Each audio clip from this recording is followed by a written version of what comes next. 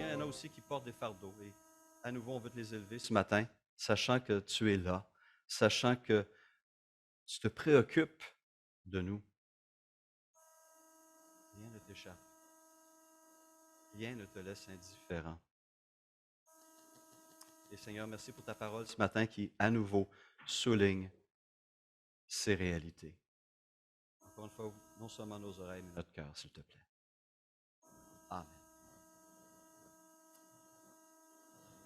La parole ce matin se trouve en Luc, chapitre 7, à partir du verset 11. Je vous invite à prendre le texte avec moi, Luc, chapitre 7, verset 11 à 17. Et le titre de mon sermon ce matin est « Quand le vivant croise un mort ». Quand le vivant croise un mort. Luc, chapitre 7, verset 11. Le jour suivant, Jésus alla dans une ville appelée Nain. Ses disciples, en assez grand nombre et une grande foule, faisaient route avec lui. Lorsqu'il fut près de la porte de la ville, voici qu'on portait en terre un mort, fils unique de sa mère qui était veuve. Beaucoup d'habitants de la ville l'accompagnaient. En voyant la femme, le Seigneur fut rempli de compassion pour elle et lui dit, « Ne pleure pas. » Il s'approcha et toucha le cercueil. Ceux qu'il portait s'arrêtèrent. Il dit, « Jeune homme, je te le dis, lève-toi. » Et le mort s'assit et se mit à parler. Jésus le rendit à sa mère. Tous furent saisis de crainte et ils rendaient gloire à Dieu en disant, « Un grand prophète a surgi parmi nous et Dieu a visité son peuple. » Cette déclaration sur Jésus se propagea dans toute la Judée et dans toute la région. Fin de la lecture de la parole. Dans 2 semaines, nous allons célébrer le plus grand événement de l'histoire du cosmos. Le plus grand événement qui se passe dans l'histoire, non seulement de l'humanité, mais de l'univers entier, la résurrection d'entre les morts du Seigneur Jésus-Christ. Ce qui est intéressant de se rappeler, c'est que Jésus avait annoncé dès le début de son ministère public que cela allait se passer. On se rappelle lorsqu'il s'est rendu à Jérusalem, au temple, il a vu ce qui se passait dans le temple et il a chassé ses vendeurs pour que le lieu qu'il remplissait puisse être consacré à la prière, n'est-ce pas? On se rappelle ce texte. Et les Juifs qu'il voyait faire, les leaders, lui ont posé la question, mais sur quelle autorité fais-tu ces choses-là? Montre-nous de quel pouvoir, de quel droit tu te permets de faire quelque chose comme cela. Quel miracle nous présentes-tu qui témoigne de ton autorité? Et la réponse de Jésus a été la suivante. Détruisez ce temple et en 3 jours, je le relèverai. Alors, les gens ont compris sur le coup qu'il parlait du temple de Jérusalem, mais il ne parlait pas du temple de Jérusalem, il parlait, nous le savons, le texte l'explique, de son corps, n'est-ce pas? Et il annonçait ici sa résurrection à venir. Les prétentions de Jésus étaient grandes, renversantes, mais il les a appuyées par des miracles encore plus renversants et plus incroyables. Des miracles qui ont laissé ses critiques et même ses apôtres, ses disciples, bouche bée. En Luc, chapitre 7, nous voyons l'évangéliste qui nous présente l'un des plus grands miracles de notre Seigneur, la résurrection d'un jeune homme, l'un des 3 miracles de résurrection que les évangiles nous présentent, le premier aussi. Dans ce chapitre, on voit Jésus qui a commencé son ministère itinérant, le prédicateur de la bonne nouvelle, et sa réputation se propage comme une traînée de poudre. Il a appelé ses premiers disciples, choisi les 12, a prêché ce célèbre sermon sur la montagne et déjà a accompli plusieurs guérisons miraculeuses. Et voilà qu'après avoir guéri le serviteur d'un centenier romain stationné à Capernaum, il reprend le bâton de pèlerin, poursuit sa tournée en Galilée pour apporter la bonne nouvelle. Et il arrive dans ce village de Naïn, situé à quelques kilomètres de Nazareth. Et il est non seulement accompagné de tous ses disciples, mais, nous dit le texte, d'une grande foule. On voit ici la popularité du Seigneur, n'est-ce pas, qui va croissant. Et on peut imaginer l'excitation de la foule. On vient de voir déjà plusieurs miracles. On a entendu des paroles renversantes, touchantes, profondément euh, transformatrices sortir de la bouche de ce maître. Et on peut imaginer vraiment le message qui circule un peu partout en Galilée et ailleurs. Un grand prophète est parmi nous. Un homme qui peut faire des choses incroyables. L'excitation est à son comble. Mais alors que cette foule excitée arrive près de la porte de la ville, elle se met à entendre des pleurs, des cris. Et puis, sortant de la ville, ces témoins voient un cortège funèbre qui fait son apparition. Une veuve qu'on peut reconnaître par son habillement se trouve à la tête d'un cortège et pleure, non pas son mari qui est déjà décédé, mais pleure son fils unique. Le pasteur et commentateur Warren Wiersbe souligne que en ce moment, 4 rencontres, en fait, très spéciales ont lieu aux portes de la ville de Naïn. Première rencontre, celle de 2 foules, une foule qui est en liesse et une foule qui est en deuil. Le contraste peut être plus frappant. Une autre rencontre qui a lieu, celle de 2 fils uniques. Un qui est mort, mais qui va revenir à la vie. Un qui est vivant, mais qui se prépare à la mort. On y voit aussi le croisement de 2 personnes souffrantes. Jésus, appelé par le prophète Ésaïe, homme de douleur et habitué à la souffrance, et une veuve à nouveau endeuillée. Et finalement, 2 ennemis se font face à face, se font face. Jésus, le prince de la vie, et la mort. Qui sera le plus puissant?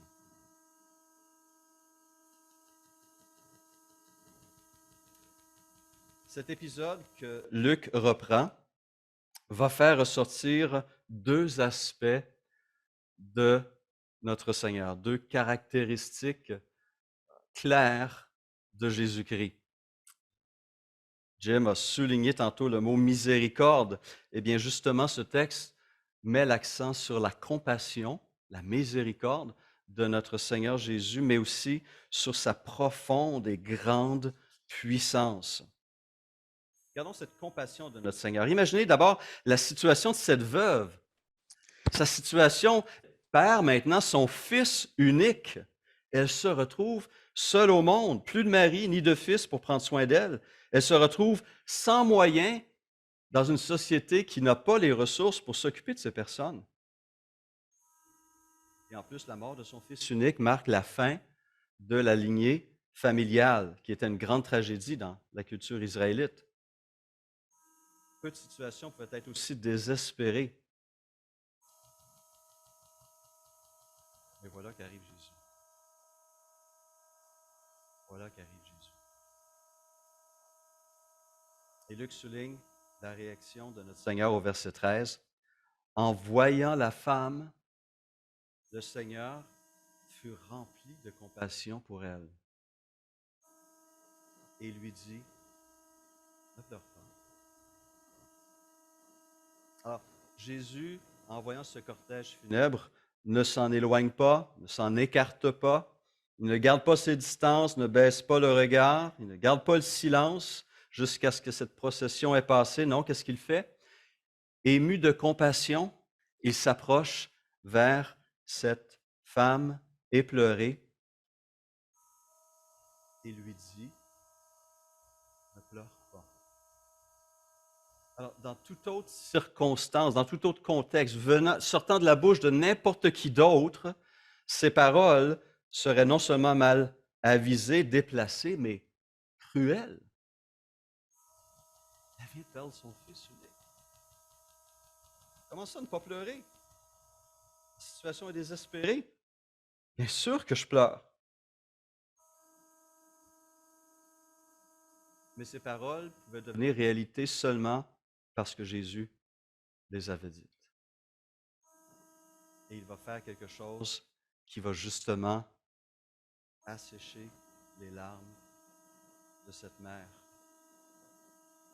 Et cela n'est pas surprenant puisqu'il nous est décrit, ce Seigneur plus tard, comme celui qui va essuyer toute larme de nos yeux. Une description, une phrase qui revient à 2 reprises dans le livre de l'Apocalypse.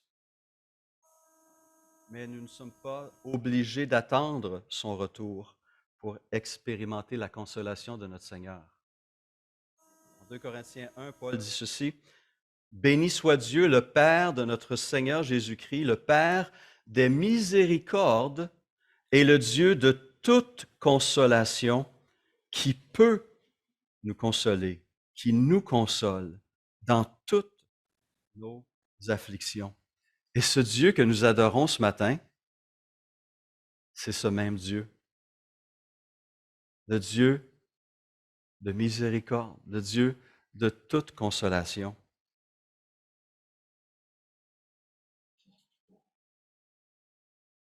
Et ce texte,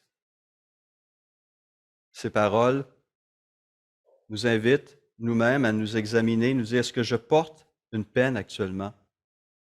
Est-ce que j'ai le dos courbé sous un fardeau qui me paraît trop lourd? Et à nouveau, l'invitation de Jésus résonne. Venez à moi, vous tous qui êtes fatigués et accablés, vous qui êtes déprimés, parce que vous ployez sous un fardeau trop lourd, et je vous donnerai du repos. Cette parole résonne encore aujourd'hui. Mais notons que Jésus ne s'arrête pas simplement avec ces paroles.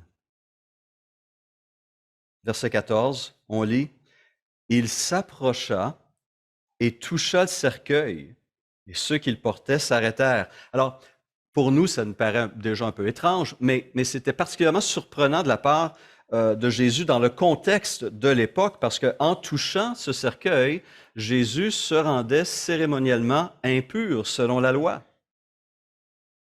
Mais pour lui, il y avait quelque chose de plus important que cette condition. Et il va faire quelque chose d'encore plus surprenant. Il va se mettre à parler aux morts. Il va parler à un mort.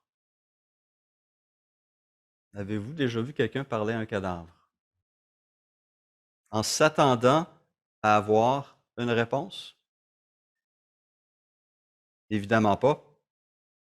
J'essaie de m'imaginer les pensées qui ont dû traverser l'esprit des porteurs du cercueil, de la mère de ce jeune homme, de la foule de disciples qui étaient là. Mais c'est qui cet hurluberlu? Non, mais pour qui il se prend? C'est quoi? Quelle façon d'agir, de parler? C'est déplacé.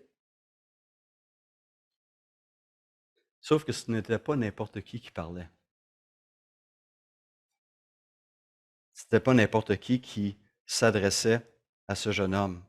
C'était le créateur de l'univers, le prince de la vie, le Tout-Puissant, celui dont la parole est vivante et puissante. Et ce qu'il a dit au cadavre de ce jeune homme est renversant. Jeune homme, je te le dis, lève-toi. En français, c'est 8 mots. En grec, c'est la moitié. 4 simples mots. Mais quelle puissance se dégage de cette parole, de ce commandement. Mais 4 simples mots. Pas d'incantation, pas de sacrifice d'animaux, pas de longues prières, pas de danse macabre, pas d'effets spéciaux. Simplement, puissamment, jeune homme, je te le dis, lève-toi.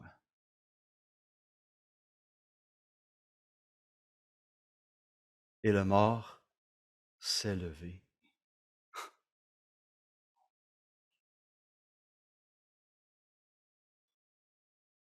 Puis la compassion de notre Seigneur s'est constatée d'une autre façon. Il aurait pu prendre avec lui ce jeune homme et en faire un disciple. N'est-ce pas? Il aurait pu l'inclure dans son groupe d'hommes et de femmes qui le suivaient, le garder auprès de lui un peu comme un genre de trophée, une preuve toujours présente de son pouvoir sur la mort. Mais, écrit Luc, Jésus le rendit à sa mère. Et ainsi, le Fils peut continuer à prendre soin de sa mère. Imaginez que si cette femme avait chéri son garçon, son fils, avant son décès, imaginez chaque jour du restant de sa vie, à chaque fois qu'elle va porter son regard sur son fils, elle va être remplie d'émerveillement et de reconnaissance. Reconnaissance envers le Seigneur pour sa miséricorde qu'il lui a manifestée ce jour-là. Et j'essaie d'imaginer toutes les émotions qui ont dû traverser l'esprit de cette grande foule, de ces deux groupes qui se sont rencontrés. En quelques instants, on va de la profonde tristesse à la surprise à la perplexité à une plus grande surprise, et ensuite à une joie et à une crainte. Tout cela en quelques instants.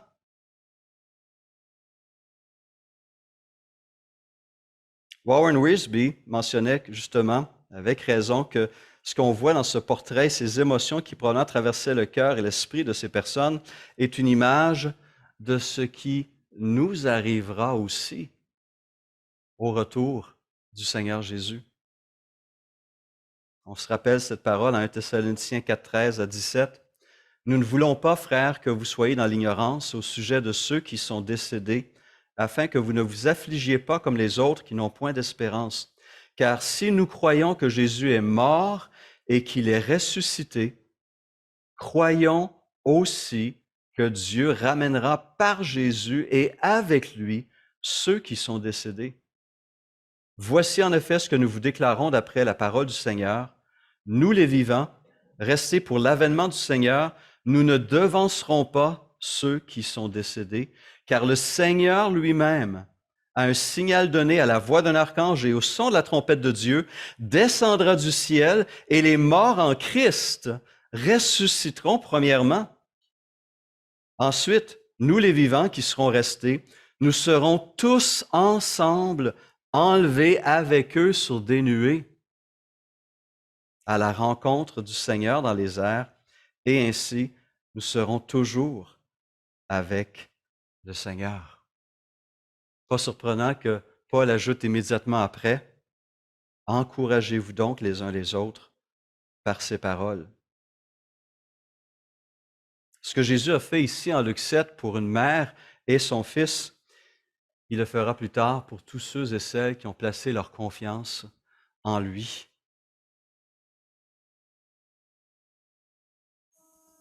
Et contrairement à ce jeune homme et à tous ceux qui ont été témoins de ce grand miracle ce jour-là, cette foule qu'on ne pourra compter ne goûtera pas une seconde mort au retour de Christ. 1 Corinthiens 15 nous dit que le corps présent a été semé corruptible, il ressuscitera incorruptible. Il a été semé méprisable, il ressuscitera glorieux. Il a été semé infirme, il ressuscitera plein de force. Et nous serons éternellement avec ce Seigneur, si beau, si miséricordieux, si puissant, et avec tous ceux qui auront aimé son avènement. Alors, comment les deux foules ont-elles réagi à ce miracle? Bien, comme on l'a vu, comme toute personne qui se trouve devant Dieu, consciente que Dieu agit dans ces événements avec crainte et avec émerveillement. La crainte, car après tout, à part des films d'horreur, c'est plutôt rare de voir un mort revenir à la vie. Mais aussi par la louange,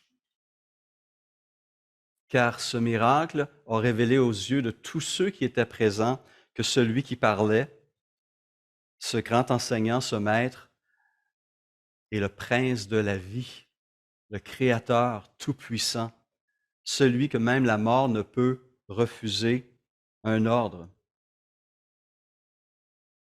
Et ils se sont mis à glorifier Dieu parce qu'ils étaient conscients que la main de Dieu était agissante dans ces circonstances. Et donc, ils ajoutent au verset 16, « Tous furent saisis de crainte et ils rendaient gloire à Dieu en disant, « Un grand prophète a surgi parmi nous et Dieu a visité son peuple. » Ou comme le dit une autre version, « Dieu est venu secourir son peuple. » Et c'est exactement ce que Jésus est venu faire. Libérer son peuple de l'emprise du péché, de la mort et de Satan. Notre Seigneur est bel et bien le Dieu compatissant et tout-puissant. Et j'espère que je ne me suis pas trop avancé en parlant de notre Seigneur. Parce qu'il faut se poser la question ce matin, dans quel groupe se trouve-t-on? À quel groupe appartenons-nous? À celui qui a un mort à sa tête ou à celui qui est conduit par le vivant, qui donne la vie? Si vous appartenez au premier groupe, à cause du péché, la vie se terminera toujours par des larmes. La puissance de la mort est plus forte que tout ce que nous pouvons imaginer ou produire nous-mêmes. La mort est plus puissante que tout, sauf le Christ. On peut essayer d'en limiter les effets. On a des scientifiques qui font toutes sortes de tentatives pour reporter ce jour, mais on ne peut l'éviter. Car comme le dit la parole, il est réservé aux hommes de mourir une seule fois. J'ai été frappé par cette histoire on se rappelle que les Égyptiens aussi croyaient en la vie après la mort. Mais cette croyance se manifestait d'une manière plutôt étrange, n'est-ce pas? Par la construction de temples, de tombes, qui devaient protéger la dépouille d'un pharaon pendant des millénaires. C'est comme ça que se manifestait chez les Égyptiens la croyance en l'au-delà. Et cette pyramide, cette tombe, on commençait sa construction très tôt dans le règne du pharaon. Et chaque jour, le pharaon pouvait voir comment évoluait la construction de son futur tombeau. Et chaque jour, il se rappelait qu'il allait mourir. La mort a toujours captivé les esprits, mais les a aussi terrorisés. Et c'est pourquoi Jésus est venu pour briser ces liens de la mort et nous libérer de sa crainte. L'auteur de l'Épître aux Hébreux déclare ceci: « Ainsi donc, puisque les enfants participent au sang et à la chair, il, Jésus, y a également participé lui-même, afin que par la mort, il rende impuissant celui qui avait la puissance de la mort, c'est-à-dire le diable. Ainsi, il délivre tous ceux qui, par la crainte de la mort, étaient toute leur vie retenus dans la servitude. » Jésus est venu pour briser les liens de la mort, briser cette crainte qui nous saisissait. Et nous pouvons non seulement nous attendre à cette résurrection des corps, mais dès maintenant, il nous permet d'expérimenter une résurrection de l'esprit. Rappelons-nous ce message en Éphésiens 2. « Vous étiez morts, a écrit l'apôtre Paul, vous étiez morts par vos offenses et par vos péchés, dans lesquels vous marchiez autrefois selon le train de ce monde, selon le prince de la puissance de l'air, de l'esprit qui agit maintenant dans les fils de la rébellion. Nous tous aussi, nous étions de leur nombre, et nous vivions autrefois selon les convoitises de notre chair, accomplissant les volontés de la chair et de nos pensées, et nous étions par nature des enfants de colère comme les autres. Mais Dieu, poursuit l'apôtre Paul,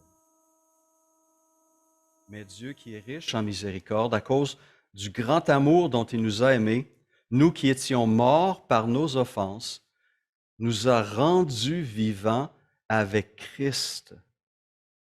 Cette vie nouvelle est déjà à notre disposition en Jésus-Christ.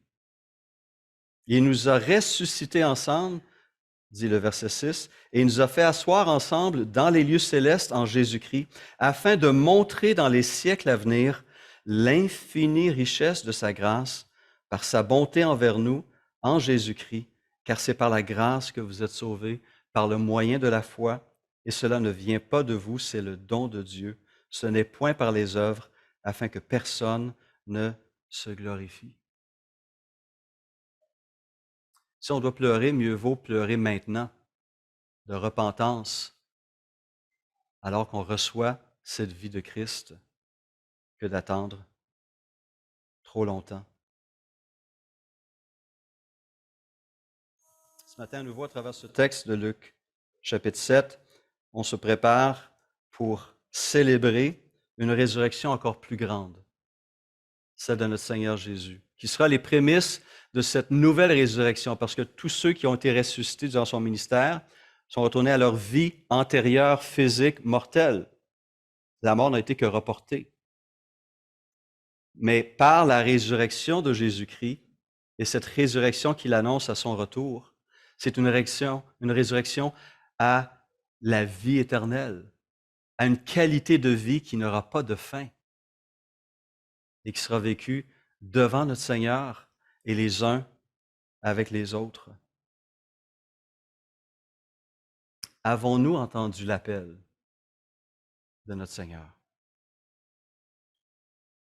Avons-nous répondu à son appel ou l'avons-nous ignoré? À nouveau, ce matin, nous voulons nous rappeler que le Seigneur est celui qui apporte la vie, non seulement physique, mais aussi spirituelle et éternelle. Prenons un instant pour lui rendre grâce pour cette vie et trouver les façons de la célébrer et de la vivre pour son honneur et pour sa gloire. Prions.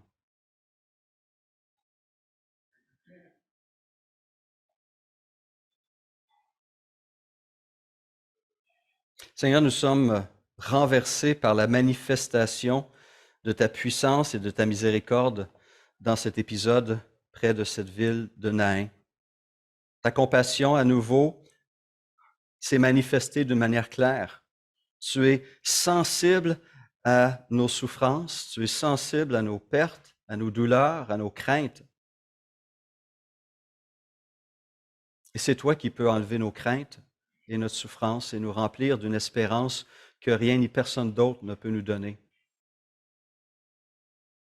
Pour la promesse de la vie qui s'est manifestée par ta résurrection.